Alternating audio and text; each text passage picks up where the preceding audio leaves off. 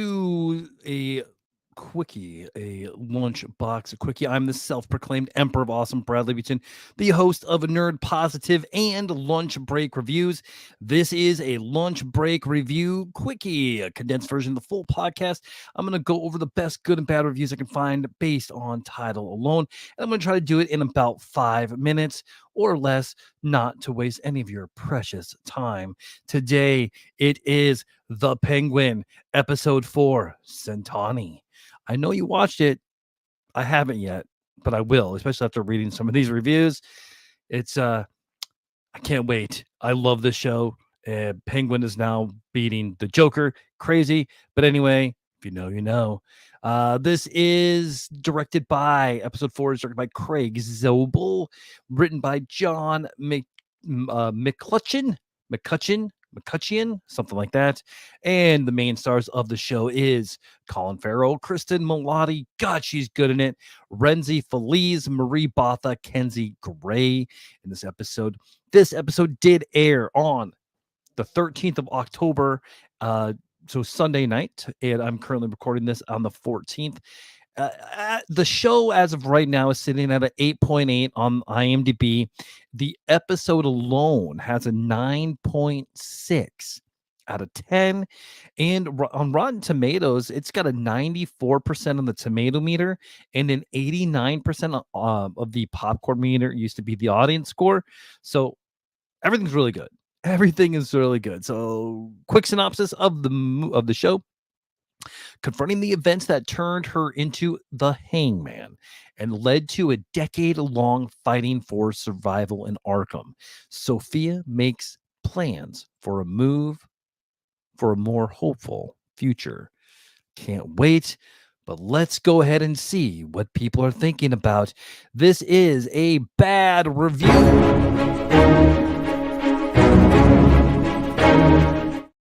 And this is a 1 out of 10 stars on IMDb, dated on the 13th of October, 2024. And it is titled Bait and Switch Episode, Girl Boss. And warning, spoilers. This episode is not a Penguin episode. It's a terrible fan fiction mockery of monster movie tropes sewn in with Yas Queen Slay Girl power. Kind of makes me want to watch it more. I'm not kidding. The Penguin is in the episode like 10 seconds. Sophia is made to be a victim of men who lie. Big bad men, big bad white Italian men. Is white Italian men thing? Whatever. Don't ever look into who is in the largest organized crime syndicate in America. Laugh out loud. Or Gotham, whatever. I enjoyed the show because Colin was amazing, even if he was just doing a James Gandolfini impression. That's kind of clever. The show is trying to rip off The Sopranos so badly. Just look at the thumbnail. Sophia, actress, can't hold an accent for the life of her. She keeps slipping in and out of Jersey Goyle accent that Colin is maintaining. She was already the worst part and most annoying aspect of the first few episodes, and having a whole episode dedicated to her is a chore. Unfortunately, this will continue to get high ratings due to paid PR firms. They use them on bad shows. This guy needs to learn to type. Why wouldn't they use them on good ones too? Okay, sure. Seriously, only estrogen-laced men would think it's a good idea to make the Penguin series about someone other than the Penguin, but people will just parrot the conscious that this was only good because Colin was good. It's a shame. They always make these shows where people like it and then bait and switch to fill it with their own ideologies and agendas. Super lame, disappointed, but not surprised. Marvel, DC, Weimer slop. So I try to read these exactly how it is, and I don't pre-read them. I just pick them from title alone. So sorry if that was hard to get through. I disagree. I'm already at 5 minutes. We're going over today. Fine. I disagree. I think you need some of that. I don't care if you're trying to put your ideologies into your show. It's your show. You're making it. Make it enjoyable. And apparently it wasn't enjoyable for this person. So it is what it is. Let's do a good review.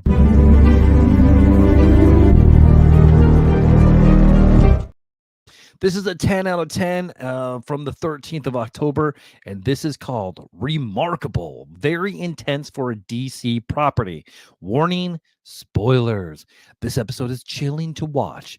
In less than an hour, I was all but fully transported to Arkham. They made it such an unforgiving and terrifying environment with the use of the incredible set deck and direction, not to mention the acting. This show has proven to not be for the faint of heart or kids before, but this episode really takes it to a new level. Not complaining, just surprised they're willing to show so much and get so dark. Honestly, after this episode, I'm not sure there's anything they won't show, which makes everything more intense because you just don't know what will happen. Spoiler section. Another reason that this episode works so well is how it recontextualizes everything we have seen so far. I, for one, completely thought she was the hangman and was some sort of dangerous killer for the Falcone's family, and they threw her under the bus until she said last episode that she wasn't the hangman. We now see why she cared so much for her brother, and her screams at his body are really heartbreaking now. Everybody in the family seemingly scared of her thus far has made sense, as we assumed they thought she was a killer who shouldn't be walking free. Now we know they all know she was innocent and betrayed her. This episode makes me want to rewatch the first three with my new perspective on Sophia. This show has been excellent so far, and I really can't wait for more. She's fantastic in it. You knew from the beginning that there was more to her story than meets the eye. Sorry, Transformers. And it was awesome. Haven't watched it yet, so nothing can change my mind about it. I feel like I'm going into watching with a little bit of an edge, but I wanted to get this out here as quick as possible. So here you go. Check out Lunch Break Reviews for more good and bad reviews anywhere you get podcasts. Follow me, comment, and let me know your thoughts. If you want to continue the conversation, reach out to me, and you might be the next guest on Nerd Positive. All right, we're sitting about 7.5 minutes. I went over. Sorry about that. Have a good day.